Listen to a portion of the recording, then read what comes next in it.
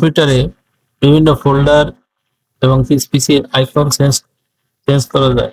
সুন্দর সুন্দর আইকন আছে, বিভিন্ন ফোল্ডারের জন্য বিভিন্ন ধরনের আইকন দেওয়া যায়।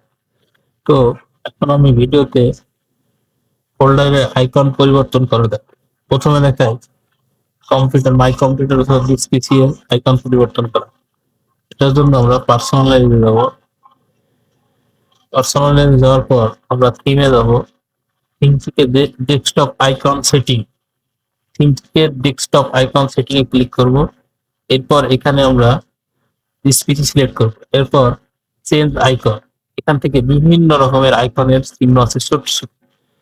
এই চিহ্নের মধ্যে আপনার যেটি পছন্দ হবে, আমাদের যেটি পছন্দ হবে আমরা সেটি দিব। সেটি সিলেক্ট করার পরে আমরা ওকে ক্লিক করব। এরপর আমরা অ্যাপ্লাইতে ক্লিক করব, তাহলে আমাদের ডেস্কটপে থাকা আইকনের দিস পিসি এর আইকনের চিহ্ন পরিবর্তন হয়ে যাবে। এটা এটা উইন্ডোজ 11 এর ক্ষেত্রে দেখানো হলো। থিম পার্সোনালাইজ থেকে থিম, থিম থেকে ডেস্কটপ আইকন, থিম, থিম থেকে ডেস্কটপ আইকন। তো কিছু কিছু ক্ষেত্রে যাদের উইন্ডোজ অ্যাক্টিভ থাকে না, তাদের ক্ষেত্রে এখানে ডেস্কটপ আইকন সেটিংটা অ্যাক্টিভ পাওয়া যায় না, এটা ডিসেবল থাকে।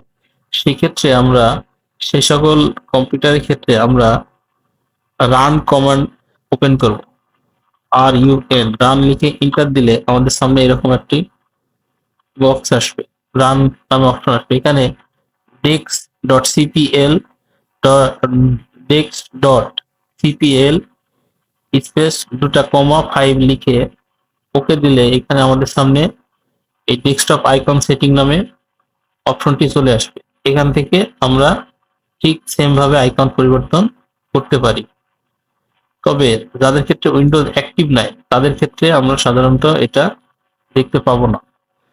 তো সেক্ষেত্রে আমরা রান কমান্ডের সাহায্যে এখান থেকে এটা আইকন সমূহ পরিবর্তন করতে পারি। এখন গেল দিস পিসি অথবা মাই কম্পিউটার আইকন। এখন আমরা দেখবো কিভাবে বিভিন্ন ফোল্ডারের আইকন পরিবর্তন করা যায়। তো আমরা এখান থেকে যে কোনো একটি ফোল্ডার, যেমন সফটওয়্যার নামের ফোল্ডারটির আমরা ফোল্ডারের চিহ্ন আইকনটা পরিবর্তন করব। তো এর জন্য এরপরে রাইট বাটন ক্লিক করব। ক্লিক করে মোর অপশন থেকে প্রপার্টিতে যাও। এখানে প্রপার্টি যদি সহজে পাওয়া যায়, রাইট বাটন ক্লিক করে প্রপার্টিতে যাবেন, না হলে মোর অপশনে যাবেন। তো এখানে আমরা প্রপার্টিতে ক্লিক করব। এরপর ক্লিক করবো কাস্টমসে ক্লিক করব। কাস্টমসে ক্লিক করলে এখানে দেখা যাবে চেঞ্জ আইকন নামে একটা অপশন পাওয়া যাবে। এই চেঞ্জ আইকনে ক্লিক করার পরে এখানে আমাদের ফোল্ডারের আইকন পরিবর্তন করার জন্য বিভিন্ন চিহ্ন পাওয়া যাবে, ছোট ছোট আইকন পাওয়া যাবে।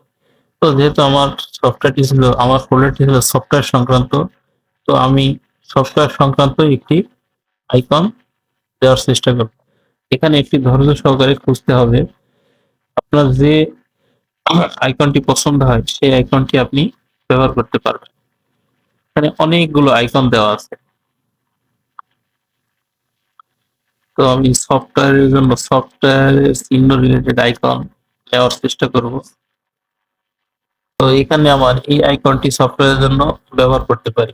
এটা সিলেক্ট করার পর ওকে দেব, এরপর অ্যাপ্লাই দেব, এরপর ওকে দিয়ে বের হয়ে আসবো।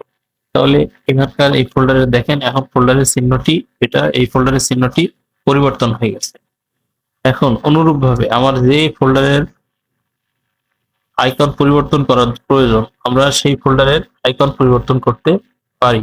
যেমন আমি এখান থেকে আরো একটি ফোল্ডারের আইকন পরিবর্তন করতে পারি। যেমন ছবি নামে এই ফোল্ডারটির আইকন আমরা পরিবর্তন করব। এর জন্য এই ফোল্ডারের উপর রাইট বাটন লিখে প্রপার্টিতে ক্লিক করব। প্রপার্টিতে ক্লিক করার পরে কাস্টম অপশন থেকে একইভাবে চেঞ্জ আইকনে ক্লিক করব।